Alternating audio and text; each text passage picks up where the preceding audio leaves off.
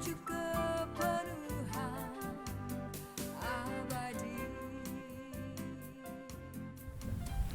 Surat Gembala Prapaskah 2016 Keuskupan Agung Semarang dibacakan atau diterangkan pada hari Sabtu Minggu 6-7 Februari 2016. Diutus menjadi garam dan terang bagi masyarakat. Saudari-saudaraku yang terkasih, memasuki tahun 2016, umat Allah Keuskupan Agung Semarang telah memiliki Ardas ke-7 untuk periode 2016-2020.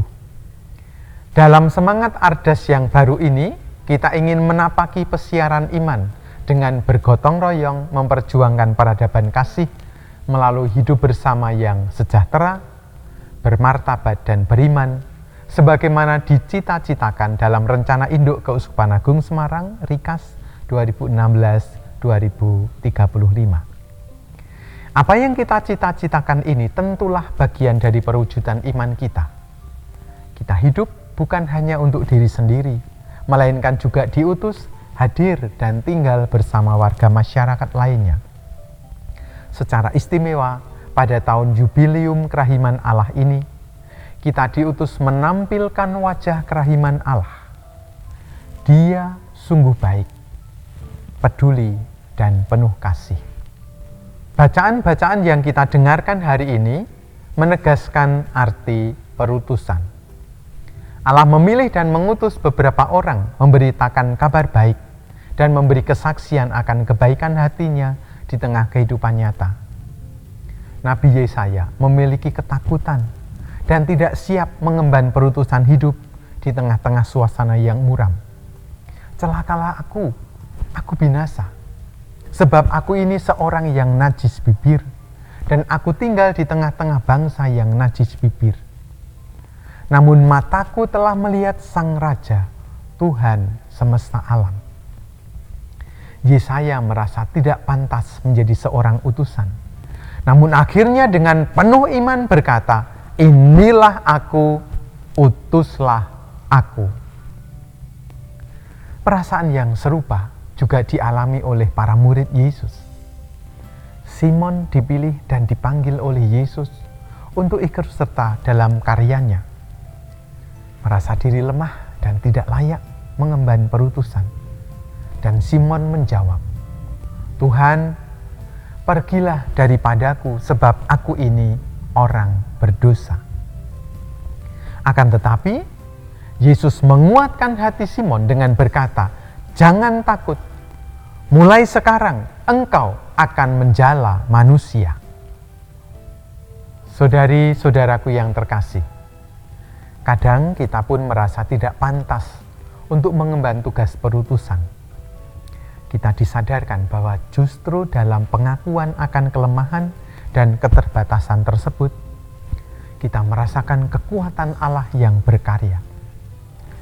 Seperti Nabi Yesaya yang tinggal di tengah bangsa yang suram, kita juga tinggal di tengah-tengah bangsa yang masih diwarnai oleh kesuraman karena berbagai masalah, antara lain pemaksaan kehendak dan kekerasan, pengerusakan alam dan korupsi, serta lemahnya penegakan hukum.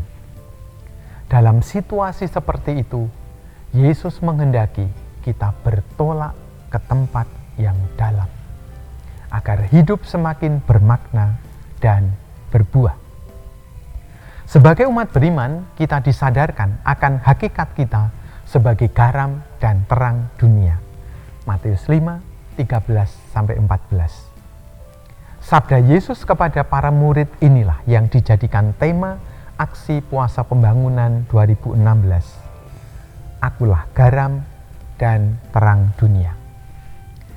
Tema ini menyadarkan jati diri kita sebagai murid Yesus yang siap diutus menaburkan garam kebaikan di tengah masyarakat, sehingga kehidupan bersama tidak terasa hambar. Untuk membawa terang, sehingga memungkinkan setiap orang menemukan kebenaran dan jalan keselamatan.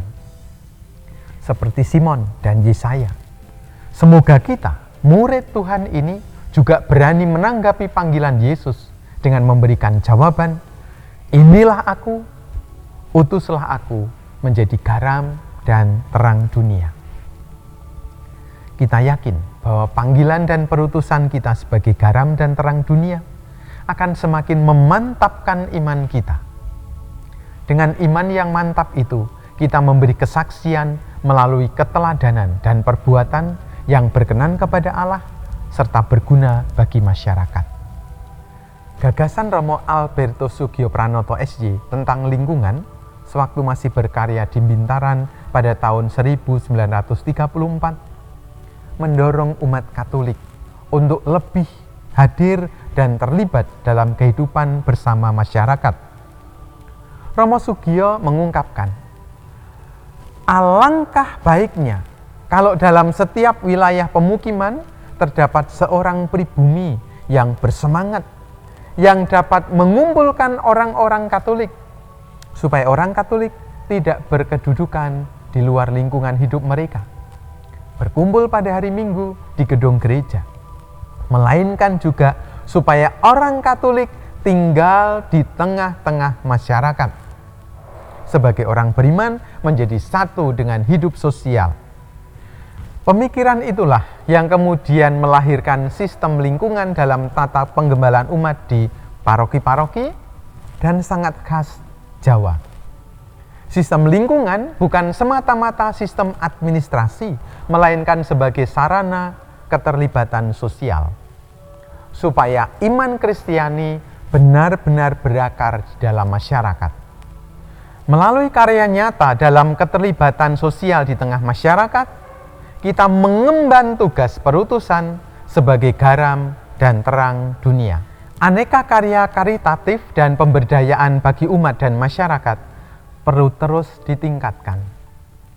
Tindakan nyata membangun budaya transparansi dan akuntabilitas sebagai upaya melawan tindakan korupsi tentu sangat bermanfaat. Budaya memilah dan meletakkan sampah pada tempatnya, membuat sumur-sumur resapan, dan memanfaatkan air hujan merupakan sarana kepedulian terhadap lingkungan hidup dan kelestariannya. Hal ini merupakan tindakan bijaksana yang perlu terus dikembangkan. Selain itu, dengan rendah hati kita mau belajar pada komunitas lain yang mempunyai kepedulian dan bertindak secara nyata demi kebaikan bersama. Bonum Commune. Undang-Undang Republik Indonesia Nomor 6 Tahun 2014 tentang desa mendorong kita untuk ikut serta membangun dan mengembangkan desa dengan cara kita masing-masing. Pada pasal 18 undang-undang itu ditegaskan bahwa kewenangan desa meliputi kewenangan di bidang penyelenggaraan pemerintahan desa, pelaksanaan pembangunan desa, pembinaan kemasyarakatan, dan pemberdayaan masyarakat desa. Dengan memahami dan mendalami apa yang tertuang dalam undang-undang itu, serta dalam semangat kerjasama yang sinergis dengan berbagai pihak, pengurus dewan paroki, dan umat Katolik dapat mengambil bagian dalam salah satu bidang tersebut guna mewujudkan diri sebagai garam dan terang di tengah masyarakat. Saudari-saudaraku yang terkasih, saya bersama Kolegium Konsultor Keuskupan mengucapkan terima kasih kepada seluruh umat, komunitas hidup bakti, dan paguyuban-paguyuban atas partisipasinya mengembangkan Gereja Keuskupan Agung Semarang. Kita yakin usaha kecil dan sederhana yang telah dilakukan menjadi cahaya dalam kehidupan yang masih diliputi kesuraman. Kita terus berdoa agar umat Allah Keuskupan Agung Semarang dalam terang rencana induk Keuskupan 2016-2035 dan semangat Ardas 2016-2020 semakin meneguhkan peran sebagai garam dan terang dunia. Romo Kardinal Darmo Yuwono menegaskan, tidak ada tenaga yang tidak berguna meski kecil sekalipun, asal mau. Meski kita lemah, namun Tuhan memberi kekuatan. Tuhan memilih yang lemah untuk memberi hikmah kepada yang kuat. Mari kita saling mendoakan dan meneguhkan.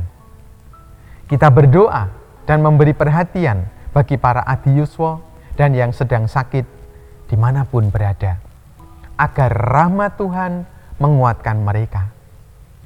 Bagi yang difabel, agar diberi anugerah penghiburan dan pertolongan.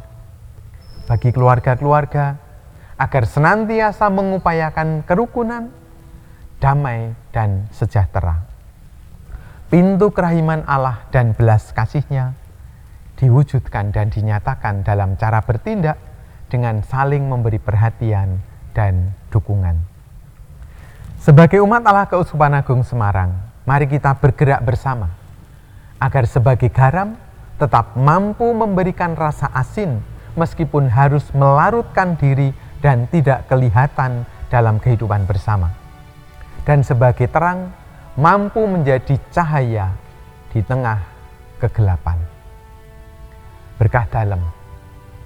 Semarang, 25 Januari 2016, pada pesta bertobatnya Santo Paulus, tahun luar biasa Jubileum Kerahiman Allah. Salam, doa, dan berkah dalam. Fransiskus Saverius Sukendar Wigno Sumarto, Administrator Diosesan Keuskupan Agung Semarang. Saudari-saudaraku terkasih, teman-teman muda, remaja, dan anak-anakku, selamat memasuki masa Prapaskah, puasa, pantang, dan tobat kita menjadi garam dan terang dunia dengan berkat Allah yang Maha Kuasa, Bapa dan Putera dan Roh Kudus. Amin.